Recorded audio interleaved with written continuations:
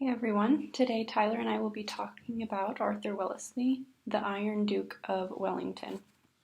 Arthur Wellesley was born May 1769 to the Earl and Countess of Mornington in Dublin, Ireland. In 1781, he attended school at Eton, and in that same year, his father died. Because of the financial burden laid on the family after his father's death, his mother took him out of school and enrolled him in private classes in Brussels.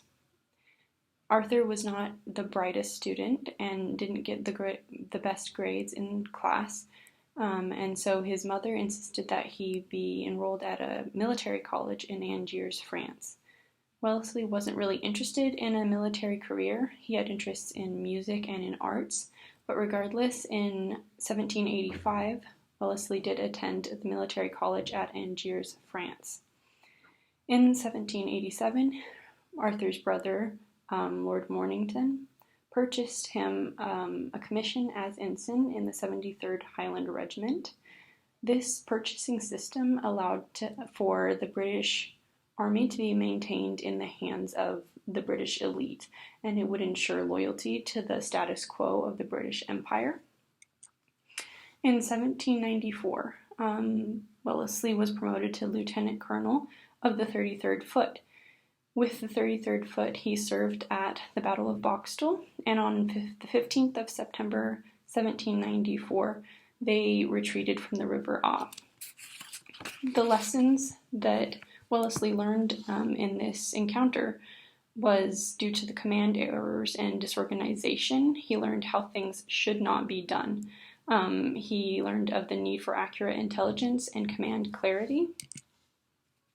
In 1797, Wellesley sailed to Calcutta with the 33rd Foot, where Wellesley's brother was appointed Governor-General of Bengal in May of 1798. This may have played into Wellesley's success in India. In 1798, he led the 33rd Regiment against Tipu of Mysore with the Nizam of Hyderabad's army. The Tiger of Mysore, as Tipu was called, had been in negotiations with Napoleon, and he did maintain a French army. On April 5th, 1798, Wellesley was ordered to take the Sultan Petta Tope, which was an important position in the battle against the Mysore army. The Sultan Petta Tope was like a bamboo brush thicket, and it was near Seringapatam, which was the capital of Mysore at the time. In this encounter, he stumbled into enemy fire and became separated from his men. He was also wounded in the knee, and he lost 12 men in this in this fight. The next morning, April 6th, he regrouped with his men, and he did take the position. Throughout the battle against Mysore, Wellesley also learned about siege warfare, as the siege of Seringapatam was a very decisive battle and decisive conflict here. After the defeat of Tipu at Mysore in 1798, Wellesley was appointed governor of Seringapatam, and then in 1799 he was appointed governor of Mysore. In 1803, the victory at Asai was a very decisive and very famous victory won by Wellesley. In 1803, he had been promoted to Major General as well. And then at Asai, Wellesley was outnumbered 10-1, and forces under other commanders failed to had been delayed by the Indian guides who misled them. He was outnumbered 10-1. His forces had 20 cannon, while the Maratha forces at Asai had roughly 100.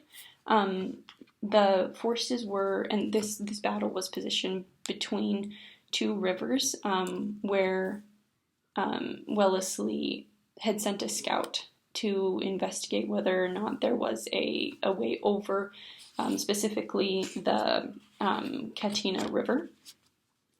After he investigated himself, he did find a forge across the river, and he positioned the forces in between these two rivers so that the Maratha cavalry could not flank the forces and take out a lot of men in that way.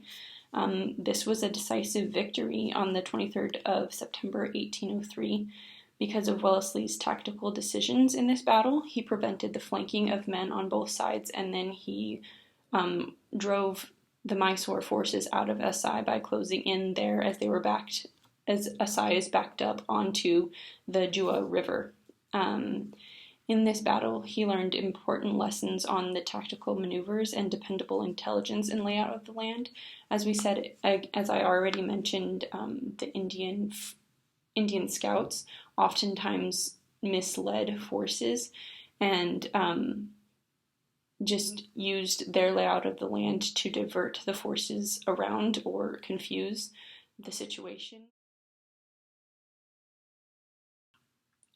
In Wellesley's victory against the Maratha at Asai, he learned the importance of tactical maneuvers and dependable intelligence.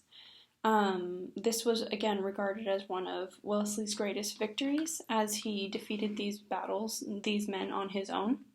In 1806, he returned to England and became a member of Parliament for Rye. On his personality and philosophy, Wellesley preferred decisive actions over abstract ideals. He liked to occupy high ground and then invite a stand-up fight.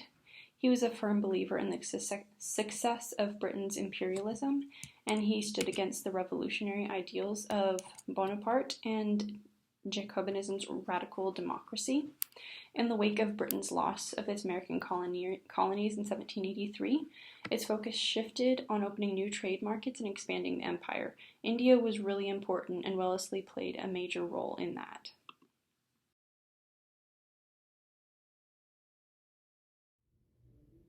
Hi there, historians. My name's Tyler Elker, and I'm going to be going over the Duke of Wesley's military campaigns throughout his career. I'm going to be starting with the first coalition, starting in 1792, and then I'm going to work my way through to the end of the Battle of Waterloo and his political career afterwards, as well as his accomplishments. So before his India campaigns, actually, he had started to be in charge of the 33rd Regiment in the first coalition against France after King Louis had died. So while Napoleon was not actually on this battlefield yet, he was still actually pursuing his military career. This was Wesley's first actual military encounters at the Battle of Boxtel. So the British had actually suffered a bunch of losses before this in northern France after a failed invasion of northern France. At the Battle of Boxtel, he was able to hold his ground for a relative period of time. However, the battle actually did end in defeat, and the first coalition was actually won by France.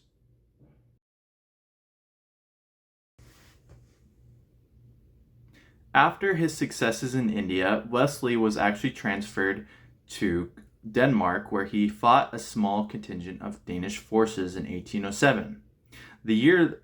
Following months later, in 1808, the Peninsula War started between Portugal, Spain, and France.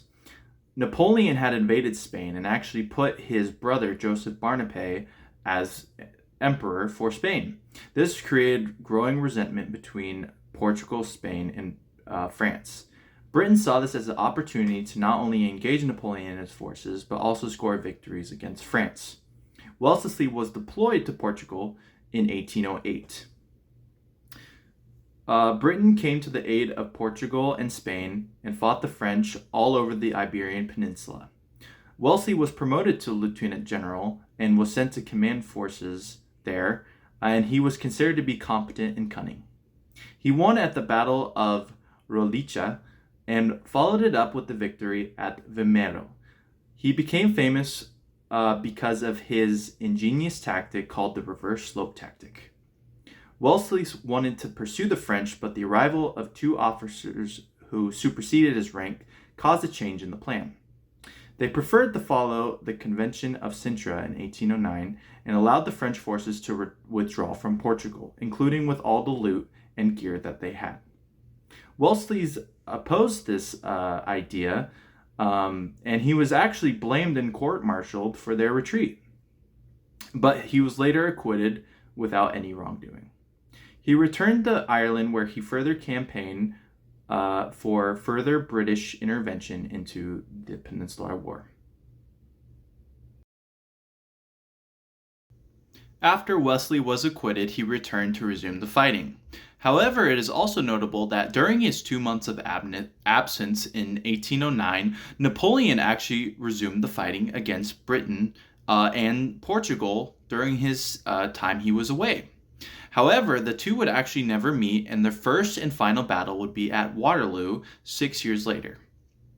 When Wesley actually started resuming the fighting against France and Spain, it was a series of back and forth engagements.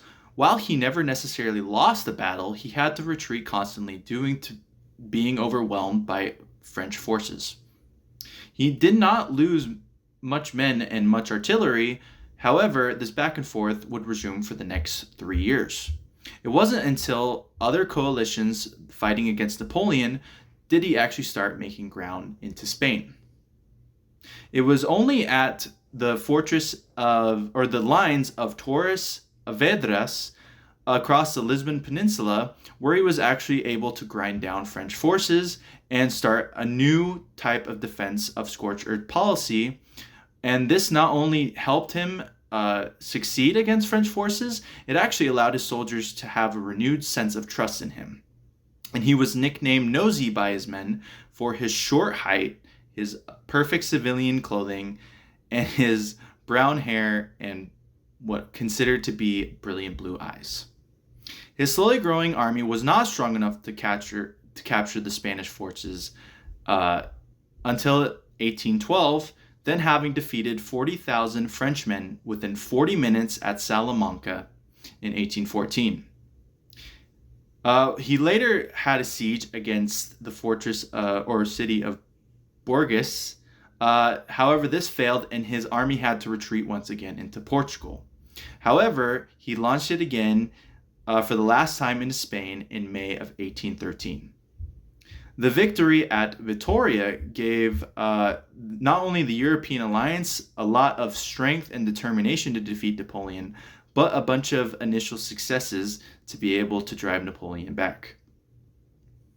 When Wellington finally was able to move into northern Spain and toward the borders of France, in 1814, Napoleon actually had abdicated. After the Peninsular War, Napoleon had to abdicate to the island of Elba. However, he would return in 1815 to try and assemble the French army and attack the last coalition one last time to be able to secure the French Empire. Attempting to drive a wedge between his enemies, Napoleon had crossed the river Sambre on the 15th of June, 1815, entering what is now considered to be Belgium. The next day, the main part of his army had defeated the Prussians at the Battle of Ligny and drove them into retreat. The Prussians had lost over 20,000 men, and the French had lost half that number. However, Napoleon's army still remained at numbers around 74,000. That same day, Wellington beat off a separate French force at the crossroads of Cotabra. However, the Prussians' defeat had meant he also had to retreat or risk being overrun and overwhelmed, just like he had in the Peninsular War. Pursued by Napoleon's force, Wellington fell back to the village of Waterloo. Unknown to the French, however, the defeated Prussians actually remained a relatively strong combat strength despite their losses. The 48,000 strong Prussian army and experienced professionals, as well as Wellington's forces, were able to make a combined effort to stop Napoleon. However, the Prussians were lacking behind, and so Wellington engaged Napoleon first. Even though Wellington's forces had remained strong, the French began to have a sense of luck. They were able to hold the Duke of Wellington's troops that had been stationed at the center, which was a farm called La Haye, saint. This had made their position more advantageous and actually were beginning to push Wellington's forces back. However, around midday is when the Prussians arrived and turned the tide of the battle. In a last-ditch attempt, after heavy losses from both Prussians and Wellington's forces, Napoleon sent in his Imperial Guard. When all of the Imperial Guard were destroyed by Wellington and Blucher, this was pretty much the final straw, and Napoleon had to run in retreat. After the Napoleonic Wars had ended, Wellington actually pursued a political life the following year when he returned to England in 1819. Wellington joined the Lord of Liverpool's government as Master General of the Ordnance and went on a number of diplomatic visits to the continent. His political style was unsuited to the subtleties required by the particular situation in which he found himself after such a heavy victory. Yet he was able to establish a relatively strong career within the political realm. In 1828, King George IV asked Wellington to become prime minister and form a cabinet. During his time in office, Wellington was known for his conservative leanings and opposed most attempts at reform. He did, however, lead the way in the Catholic emancipation and granted Catholics almost full civic rights. Though his opposition in Parliament tarnished most of his public standing, by the time of his death he had recovered his status as a selfless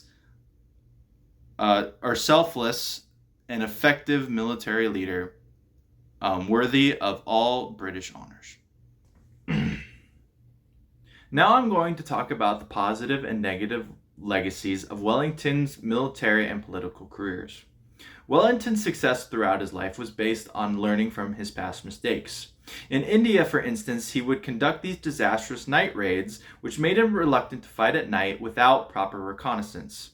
He also had problems with the Spanish and Portuguese allies during the Peninsular War, which made him reluctant to rely on any other forces or allied forces. This would also happen within the coalition, or the last coalition. His men had no affection for him. Though they loved him to a certain degree, they had and respected him to the highest regard because he took care of them, but he did not treat them. In battle, he also rode among them and would always be in the thickest part of the battle. Discipline was part of Wellington's highest priority for his soldiers. However, he would use harsh treatment against them, such as lashings, whippings, and other sorts of discipline toward his soldiers. While he was a good commander, this distrust of people and how he treated his wife should be anything close to being considered a gentleman or even a name such as the Duke of Wellington. Even though he was able to stop Napoleon, his character was not that of someone that should be highly regarded within the British realm, or at least within the British realm at that time. His political career was also labeled by affairs and gossip that were true but never really affected his career. While he was strong in trying to push certain legislation in Parliament and help any sort of civil rights activities, he would not be considered a strong politician today.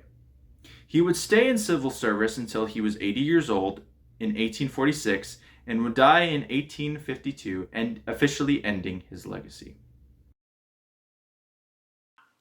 In conclusion, Wellington's legacy lay primarily in his historic military career.